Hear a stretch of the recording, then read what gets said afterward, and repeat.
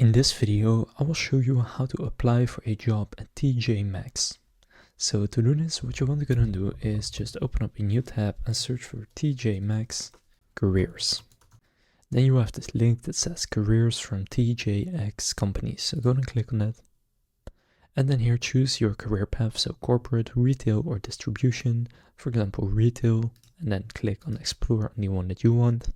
And then from here, click on see all jobs in this case, retail, and then you will see them. Now what you can also do is here, click on see all jobs, and then you can enter your location and any keywords, for example, location, let's say New York, and then click search, and then it will show you the jobs in that location. You can set the category right here, and once you found one that you would like to apply for, just click on it. And then from there, you can go and click on apply now. Then it will take you to the application. So from here you have a few options: autofill it with your resume, apply manually, use your last application, apply with Seek or with LinkedIn. For example, I'll click apply manually. So then from here, start by entering your information, then your experience, and go through the application questions. Then you have the voluntary disclosures and a review. So just go through this, and then after applying, they will reach out to you.